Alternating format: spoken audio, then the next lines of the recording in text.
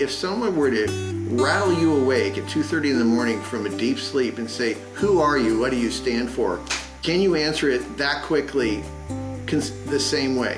That's what you really want to get to the point where it's part of your ethos. It's part of who you are, right? So then, and it is genuine because that's who you are.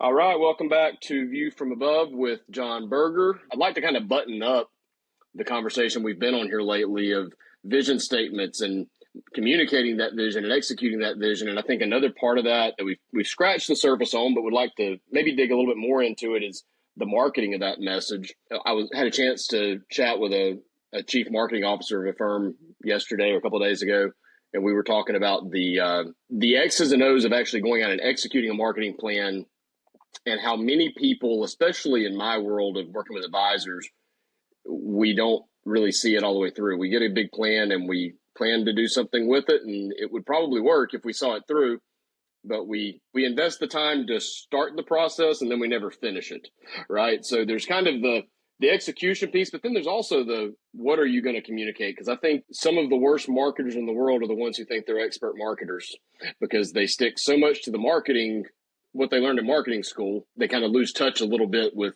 their customers and what the customers want to hear. What's your experience been with that on the marketing side and getting that message out there in a way that they will actually listen? Well, that's one of the major challenges. It's always been a challenge for me, even as an advisor and a coach. Is I know what I do. I know what I'm capable of. I think I'm pretty good at communicating that directly. But then again, it's kind of like, as you allude to, sort of, you get this strategy together, and then a squirrel comes by, and it's like, and there you go. And best laid plans of mice and men, and that's kind of been always one of the challenges as an advisor and as a financial planner. Quite frankly, is a plan is only as good as its execution, and a plan is only as good once it's on paper, it's defunct, and you got to be willing to bob and weave and pivot through all those things. So the same thing goes with marketing strategy. Same thing goes with messaging.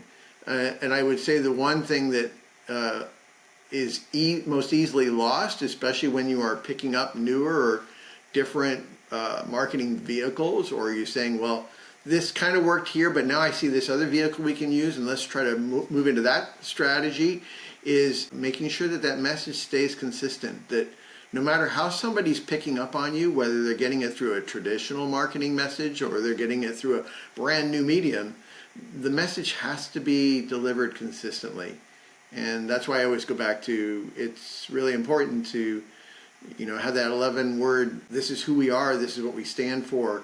Because if you're saying that from whatever mountaintop you're saying it from, and whichever direction from that mountaintop you are saying it, it's still the same message. So people may pick up on you 3 or 4 different ways, but they're hearing the same message. Far more likely that it will start to resonate as long as it's consistent. But if you're saying one thing one way because that's the medium, and then you're saying something completely different over here in a different medium because maybe you're thinking that's a different audience, so I'm going to speak to that one differently, I think that's where people really run into trouble, especially with marketing messages. Not so much the vehicle, is that they let the vehicle kind of drive with the messages, and I tend to think that it should go the other way. There's a song that it's not a famous song by any means, but there's I get into independent artists that nobody's ever heard of, right? So there's a guy from Georgia that I'm a big fan of, and he has a song. One of the lyrics, it's the name of the song is "Speak the Truth," and the chorus is "Speak the truth, keep it short, and keep it simple."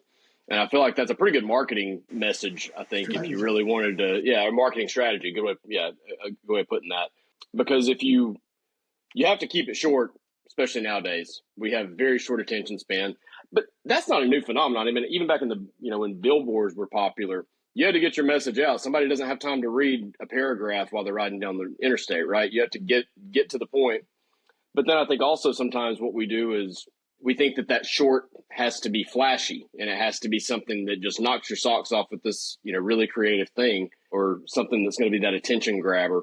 A friend of mine, he would always send me these, when he was on dating apps and trying to meet girls, like, what do you think of this pickup line? What do you think? And I was always going back to what about just, hey, how are you? You know what I mean? Like, what's wrong with just something like normal and simple that kind of communicates? Why do we have to go for the shock value all the time? Because to me, I think the best one-liners have come by accident. I hear things back from people that, man, this really resonated. And I'm like, really? That didn't seem like it would be that big of a thing, you know? Yeah.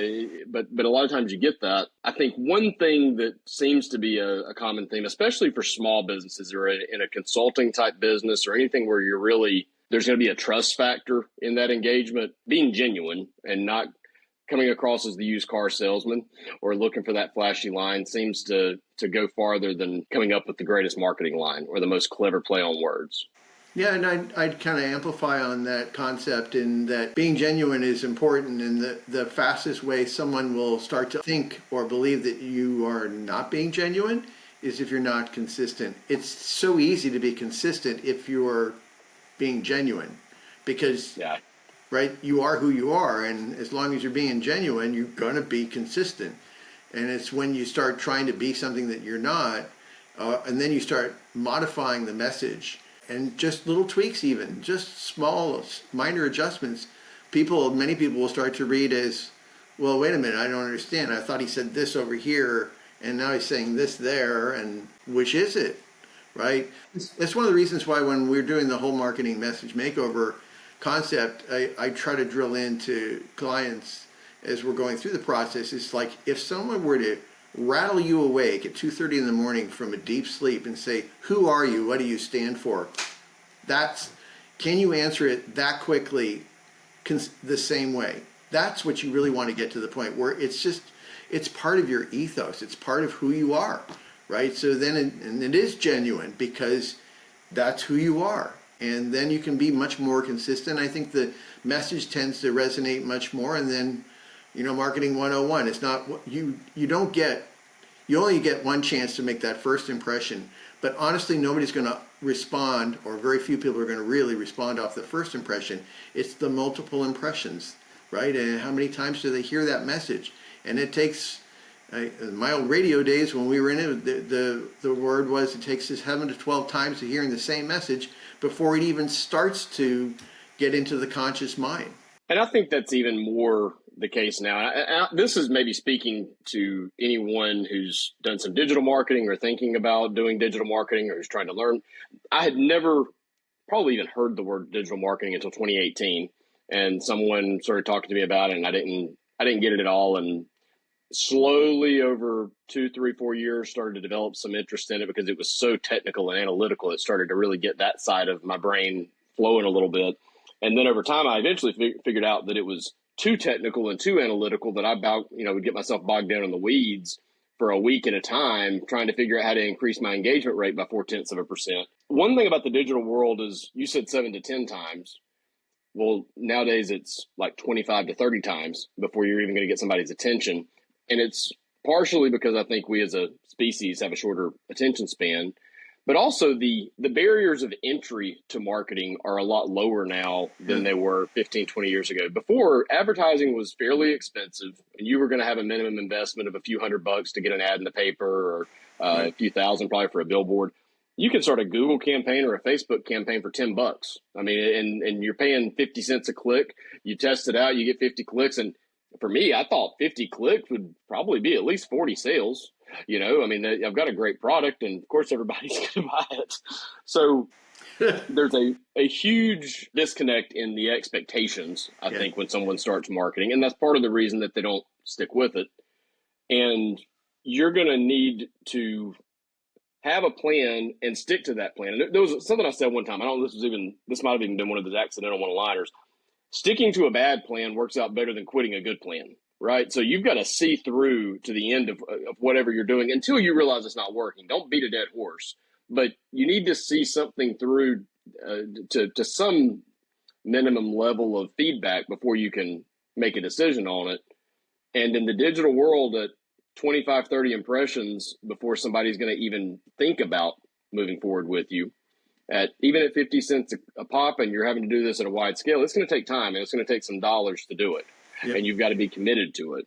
Yeah, no, definitely very true. So as I was saying, the 7 to 10 thing, that's from my radio days. We're talking back in the Right. 80s and 90s, right? And then it was very limited what you could do. You could do print, you could do radio. You would, and if we were selling somebody on radio ads, we were telling them you're going to want 6 to 8 minimum runs of that ad a day, and you're going to want to run that ad every day for probably at least a month in order for have the opportunity to have the same person hear that ad at least a half dozen times before it even starts bubbling into their conscious mind. It could take longer, but that was just the strategy in those days. And yes, we had far fewer impression points that we could do. Now, they're all over the place, but they're really flash ads, and they come in and they go, and you don't see them, and you might respond to them, you might not, and it's a different world, and there's just a lot more of those touch points. So it doesn't surprise me at all if the number is 25 to 30. It may even be bigger than that, quite frankly. And you have to legitimize yourself in a digital marketing campaign as well, because the thing about it is the public may not have known this 5 or 6, 8 years ago. I certainly didn't know it in the beginning. But if you see an ad on Facebook, or you see an ad on Instagram, Twitter, TikTok, wherever you see one, heck, they're on YouTube TV now. You can be watching TV with streaming service, and an ad can run. But because these things they're cost effective, which is good for the advertiser, but there's a bad side of that to the consumer too, which means anybody with $50 can throw something out there. Right. And you don't necessarily know how legitimate the businesses are that you're seeing these ads for. And neither do the algorithms, because I'm going through something right now with Facebook where I'm having to go through this review process for them to make sure, so that they know I'm a real human, because AI can do a lot of these things in an automated type system. And what you're seeing advertised isn't even a real person or a real business. And there's a lot of things that they have to go through to make sure you're legitimate. So the same thing that's an advantage for you as a marketer is a disadvantage as well. Yes, it's cheap, or cost effective is the appropriate word to use there. But guess what comes with that? Everybody and their brother can come in there and compete with you, and nobody knows who to trust. True.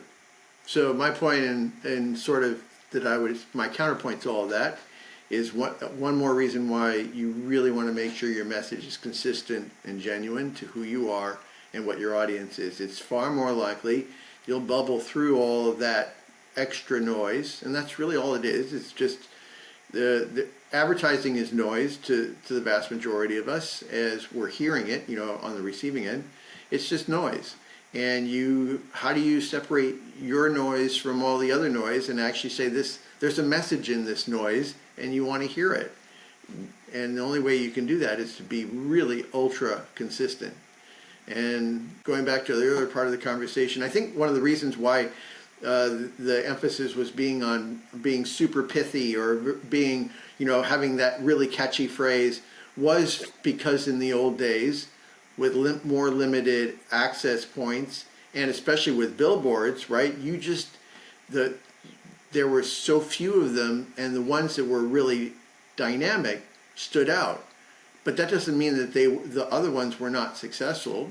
There were a lot of billboard ads that didn't have, the quip on mile 1 and then the next quip on mile 2 and so on and so forth, that were extremely effective because they had eyeballs. And eyeballs saw that nice, simple message over and over and over again every day.